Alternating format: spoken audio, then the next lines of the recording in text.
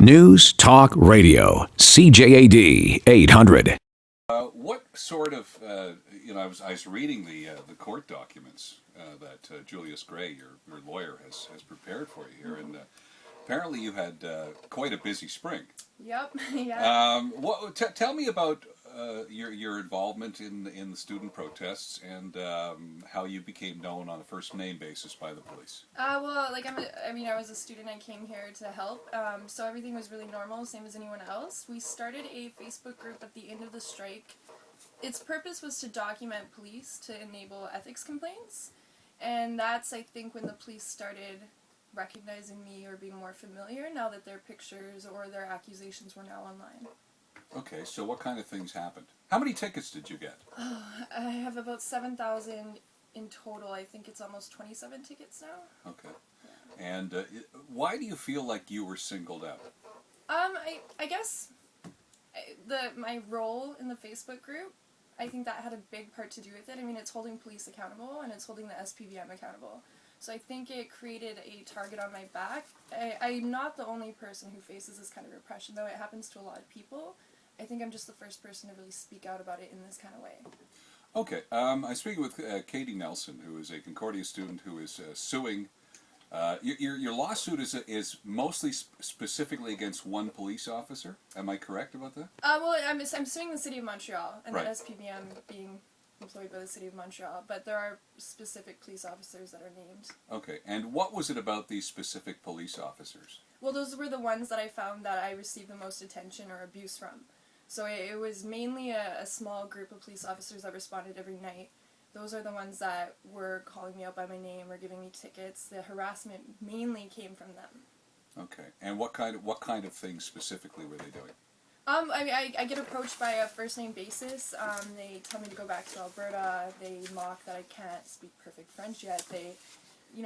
It was just kind of really childish bullying at first, and it kind of escalated into more arrests, detainments, getting driven around or taken away from different places. On the evening of August 8th, 2012, plaintiff was followed while walking on the street by police officers that began catcalling her Miss Alberta, and eventually you received a ticket for spitting. Yes. And why did you spit? We were tear gassed.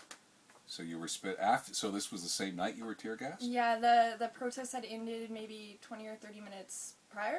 Yeah. When we were walking on St. Cat's, and I don't know if anybody's been tear gassed before, but it stays in your What's mouth. it like to be tear gassed? It's painful. You feel sick. Your eyes water. You can't swallow. Everything you touch burns. I mean, it's not fun. It's a chemical weapon, right? Like it's not a fun experience. Okay, let me ask you a question then, which is I think an obvious question that a lot of people listening right now would think. Why would you go out night after night after night if you knew that you were going to be constantly, it was going to be such a problem for you? Because leaving and not continuing something that I'm passionate about or the struggle that we're in would tell police that kind of repression works, and it would only happen to another person. The idea is to hold police accountable and not to step back or step down from it. It's wrong and it needs to be addressed. What is the amount of the lawsuit? I mean, I'm seeing different figures here, but can you sort of go through the dollar figures? Sure. It's in total it's $24,000, $4,000 for punitive damages and fundamental right violation, and then $20,000 for all the damages occurred. So, like emotional damages, physical damages, that kind of stuff. So, and how did you? I understand that Julius Gray is doing this for nothing. Yes. How did you manage to get Julius Gray, one of the best lawyers around, to do this for nothing? We just met with him. He's a really nice person. He's a really intelligent person, and I think the severity of the case and the precedents it would set was intriguing for civil rights. Okay. What do you have planned next for your political career? Or your, no, that's maybe the wrong way to put it, not for your protest career. I wouldn't call it a protest career. It's political. It's resistance, right? It's a movement. But I think right now I'm going to focus on my studies. School's really important to me. It's something I value, and I think it would be more helpful to politics once I receive a degree. So right now I'm just focusing on my studies. Okay. And how do you pay for your studies? I work as well, but I took out student loans as well. Okay, student loans, and you work part-time. Okay. Well, Katie, I wish you good luck. Thank you so much. It's good to talk to you. Yeah, thank you.